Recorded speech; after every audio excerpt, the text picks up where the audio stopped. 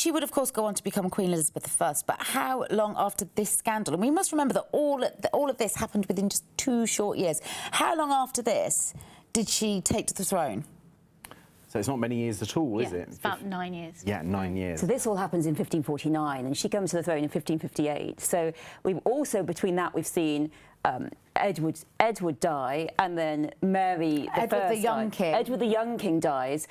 Also, her elder sister then dies. Her younger brother dies. Then her elder sister dies. Then we also have Lady Jane Grey in the middle of it, trying to take the throne, and Mary seizing the throne back off her. And then Elizabeth gets the throne. So they've been turbulent years. What we see Elizabeth doing, don't we? Kind of after this happens to her, after these interrogations, is she really does lie very low.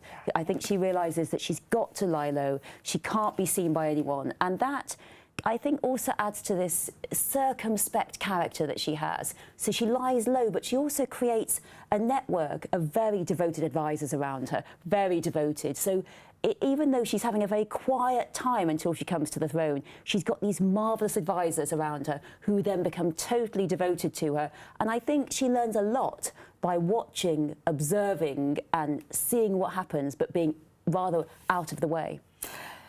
Perhaps the most widely known fact about Queen Elizabeth I is that she never married, and she became known as the Virgin Queen. Do you think that that is as a direct consequence of the Thomas Seymour scandal, that she never married? I think it's absolutely crucial. He clearly remains on her mind. She references him when she's about to be sent to Tower herself by her sister Mary, and actually writes in a letter to Mary, you know, remember what happened with the Seymour brothers, don't let two sisters be separated.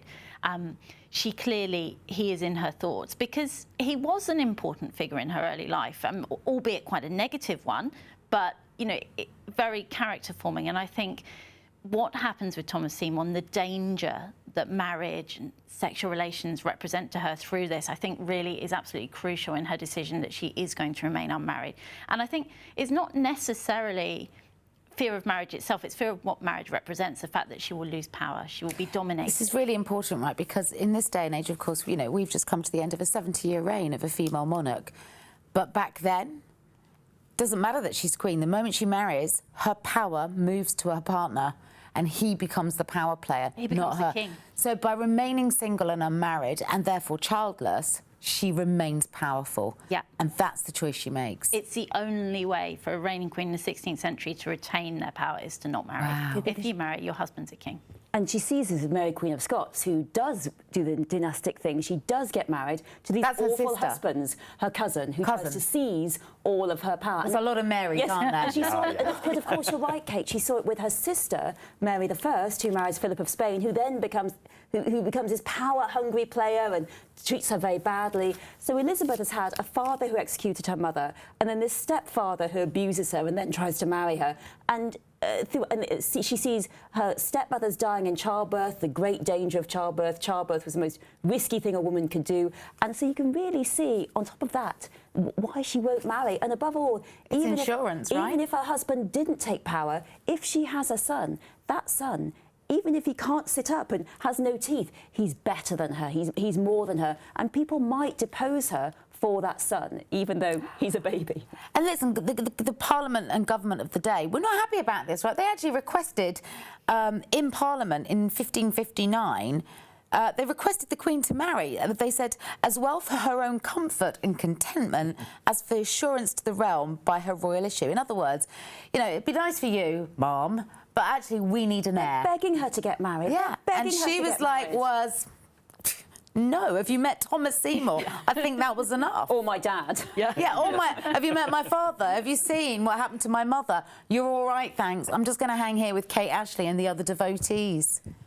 Absolutely. I think there are so many instances in Elizabeth's life where she came close to marriage or entertained the idea or gave the illusion that she was going to, but I think ultimately she knew best. Was she a good queen? Yeah, I think she was a successful queen. I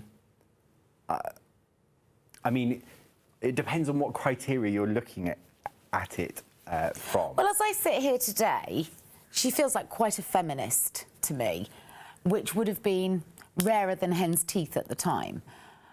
Was she that? How does history remember?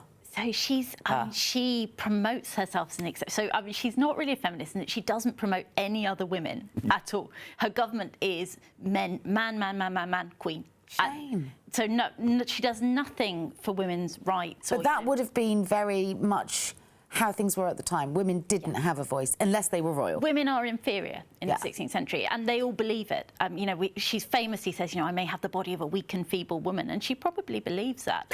People just did, and it's awful. You know, it's absolutely awful. You know, you can read educational books, and they'll say, you know, I'll talk about boys' education first because they're much more worthy, and you know,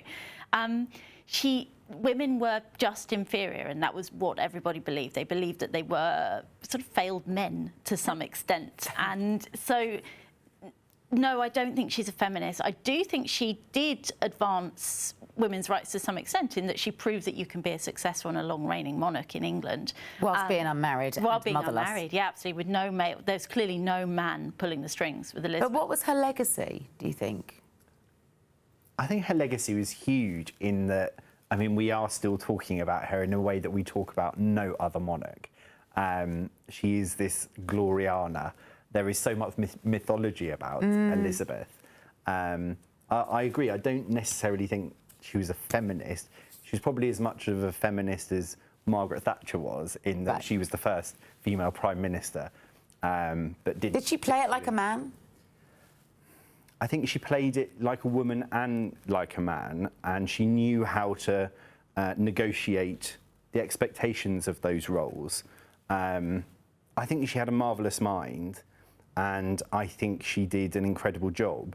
And it's really interesting to look at the woman and then look at the myth and to see how that developed. It's quite extraordinary. Well, I think she's a genius, and I think she's a genius for many reasons, and above all, making it possible for a woman not to be married with children. I mean, as soon as you're widowed, you get married again. Women just have to be married. I mean, this all comes, just as Liz was saying, women are seen as inferior. It comes from the Bible. Women are inferior. They can't be trusted, even in the Garden of Eden, for a tiny amount of time. Women are inferior. They need control. Everything needs to be controlled for them. She's a genius at the way she, not only does she become a successful queen, but also she negotiates.